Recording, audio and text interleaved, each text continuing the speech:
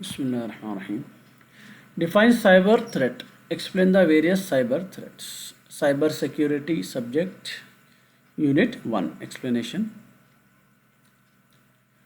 Cyber threat किसको बोलेंगे? Cyber threat बोल तो जो भी अपने को जो है ऑनलाइन चीज़ों को ख़तरा रहता है, यूजुअली वायरस का रहता, हैक कर लेते, ठीक है ना, थेफ्ट हो सकता, ऑनलाइन चोरी हो सकती, तो ये सब चीज़ें जो है साइबर थ्रेट के अंदर आती। ठीक है, कौन से है देखेंगे इसमें।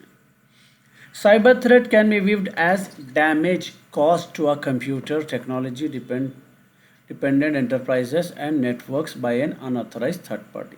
कोई एक अनऑथराइज पर्सन जो है ना कंप्यूटर्स को या दूसरे टेक्नोलॉजी के डिवाइसेस को या नेटवर्क को जो है डैमेज करता हूँ।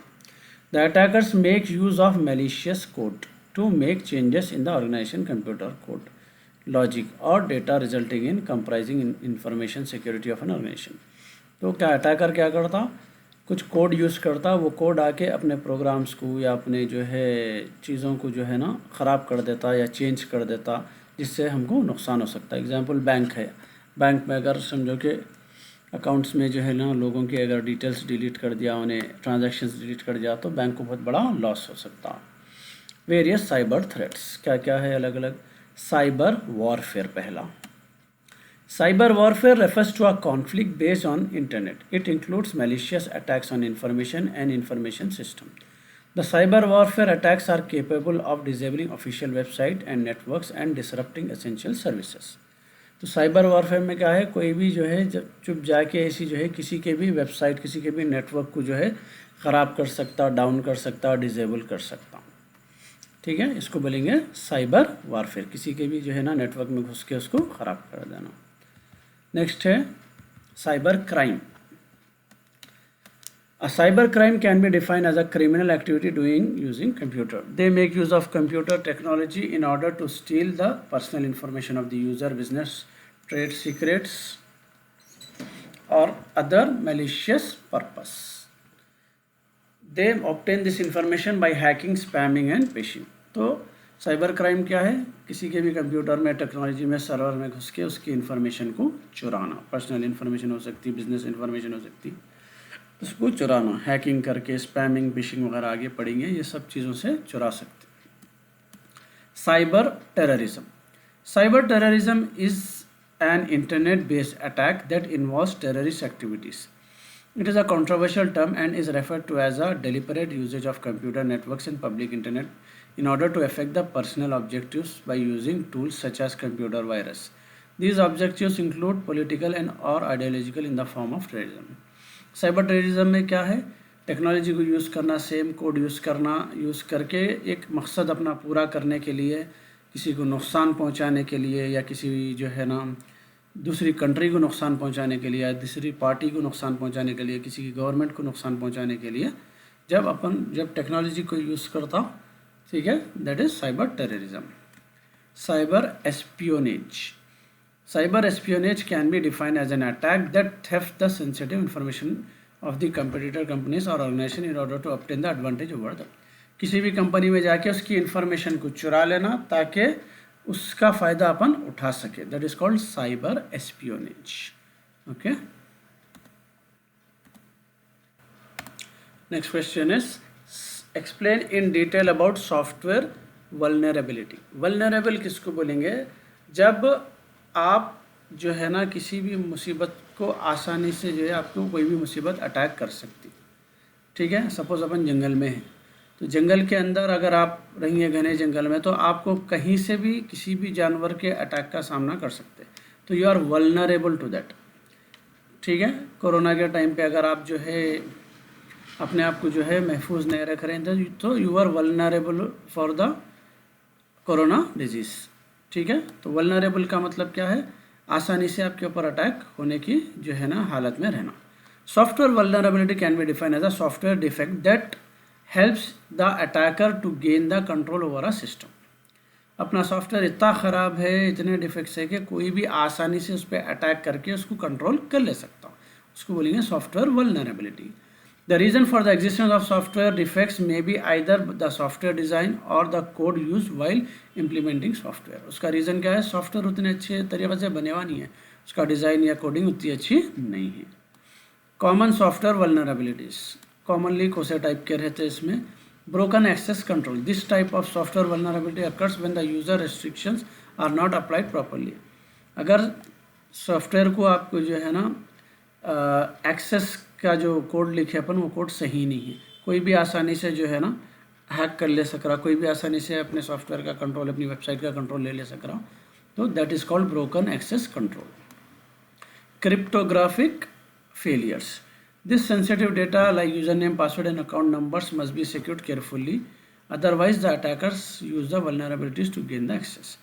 अगर समझो आप डेटा को प्रॉपर तरीके से नहीं, क्रिप्टोग्राफी का मतलब इसका जो ओरिजिनल फॉर्म है उसको चेंज कर देना, आगे पढ़ेंगे डिटेल में अपन क्रिप्टोग्राफी क्या होती है। कोडिंग करना, एनकोड कर देते हैं उसको अपन, तो एनकोड करके रखना ताकि कोई भी इसको चुरा भी लिया तो इस्तेमाल नहीं कर सकना, तो अदरवाइज जो है नहीं है तो अपना जो है क्रिप्टोग्राफिक फेलियर में आ जाता उन्हें। Injections, this occurs when the unauthorized content sent an query to the system. कोई भी अनऑथराइज्ड यूज़र क्या करता, हल्लू अपना कोड छोड़ देता अपने सिस्टम में, ठीक है, छोड़ के या तो वहाँ से कुछ चुरा लेता या कुछ डैमेज कर देता, दैट इज कॉल्ड इंजेक्शन। क्या next question is define cyber security safeguards, explain in detail about understanding access control. Cyber security safeguard, safeguard का मतलब सेफ्टी प्रोवाइड करना, यही अपने को अटैक से, यही जो है ना साइबर थ्रेट से अपने सिस्टम को जो है ना बचाना, that is called safeguard. Security cyber security safeguard can be defined as the various protective measures and controls introduce in order to achieve the security requirements of a system. तो security के लिए क्या क्या चीज़ें ज़रूरी है वो पूरे रिक्वायरमेंट पूरे करना। These safeguards consist of various security features, इसमें कई किस्म के चीज़ें रहते हैं, management constraint, security of physical structure and architecture and personal security, ये सारे फीचर्स इसमें रहते हैं। दूसरा जरा इन्हें एक्सेस कंट्रोल को एक्सप्लेन करो बोल के। एक्सेस कंट्रोल किसको बोलेंगे, किसको क्या एक्सेस देना। अगर एक बैंक है, बैंक के अंदर जो आपके जो उनका क्लर्क रहता, सामने जो एम्प्लॉयर रहता, उसका एक लिमिटेड एक्सेस रहता, अमाउंट्स एक्सेप्ट करना, जो है विड्रॉ कर रहे हैं वो जो है ना एंट्रीज करना, ट्रांजैक्शन करना वहाँ तक। उसके बाद उन्हें कुछ कामों के वास्ते अपने को मैनेजर के पास भी जाता, कुछ चीज़ों का एक्सेस मैनेजर के पास रहता, उन्हें अपना मैनेजर का यूज़र नेम पासवर्ड डाला तो ही वो सॉफ्टवेयर पे उसको वो एक्सेस मिलता, ठीक है ना। तो उसको एक्सेस कंट्रोल बोलते हैं। अपना यूज़र नेम पासवर्ड डालने पे अपने को क्या क्या चीज़ें अलाउ है, क्या क्या चीज़ें अलाउ नहीं, एम्प्लॉय लेवल के हिसाब से वो अलाउ करना या नहीं करना रहता, ठीक है। Access control refers to an ability of either allowing or disallowing a user from accessing particular resource. कोई एक चीज़ इस्तेमाल करने की इजाज़त देना या नहीं देना वो अपन तय करते हैं।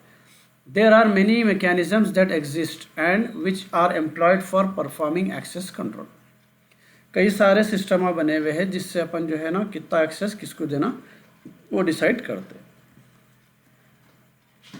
एक्सेस कंट्रोल सिस्टम में क्या क्या आता, सबसे पहले फाइल परमिशन। एक पर्टिकुलर फाइल है, वो फाइल के जो एक्सेस, अपन वर्ड एक्सेल वगैरह भी यूज़ करो उसमें भी ऑप्शंस आते हैं।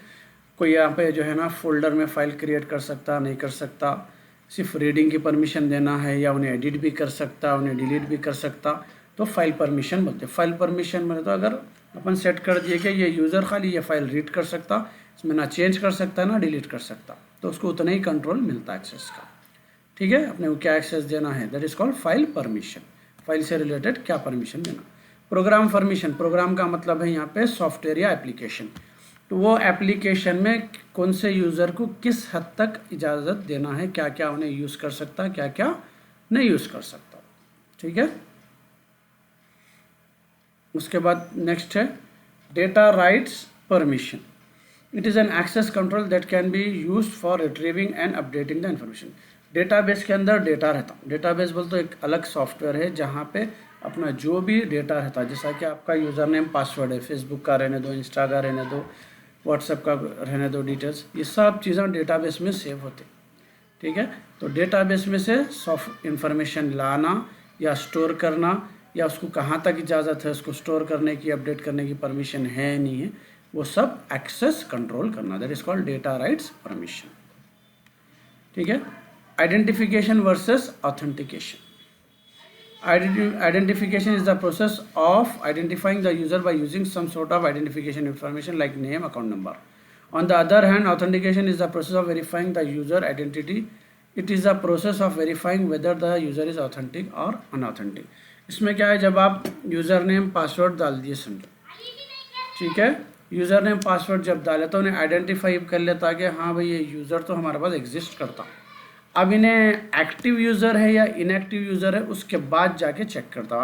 एक्टिव यूज़र है, परमिशन है, तो उन्हें वो चीज़ें इस्तेमाल कर सकता, वो सॉफ्टवेयर यूज़ कर सकता है, वो वेबसाइट या वो एप्लीकेशन यूज़ कर सकता। नहीं, अगर उन्हें अनऑथेंटिक यूज़र है तो उसको आगे का एक्सेस नहीं मिलता। ये दोनों का डिफरेंस है, ठीक है। Authentication and authorization. Single rule based factor authorization is the fundamental form. Authentication authorization general उसमें एक्सप्लेन कर देता हूँ। ऑथेंटिकेशन अभी देखिए अपन उन्हें आइडेंटिफाई करता कि आप एक्टिव यूज़र है या नहीं। अगर एक्टिव यूज़र है, जैसा अपन एटीएम का जो है अपना पिन मारते जाके कार्ड डाले, चलो भाई प्रॉपर है, आइडेंटिफाई कर लेता, पिन मारे उन्हें आइडेंटिफाई कर लेता आप ही यूज़र है। मगर उसके बाद आपका अकाउंट जो है चालू है या ब्लॉक है। अगर चालू है तो आप ऑथेंटिक में आ जाते, ब्लॉक है तो अनऑथेंटिक में। अब उसके बाद फिर आपको कितना वहाँ पे पैसे विड्रॉ करने या चेंज करने का एक्सेस देना है नहीं देना है, दैट इज़ कॉल्ड ऑथराइजेशन। कितनी अथॉरिटी है आपको, कितना कैश आप निकाल सकते। अब बिजनेसमैन है, आपका जो है अकाउंट है, करंट अकाउंट है, आपको ज़्यादा जो है ना पैसे निकालने की वो रहती है, आपको आज़ादी रहती है, ऑथराइजेशन रहता। आप सेविंग अकाउंट है तो एक लिमिट रहती, उसमें भी आप लिमिट पूरी कर लिया तो आपको अथॉरिटी नहीं रहती आगे का कैश निकालने की। आगे समझ में ये रूल्स।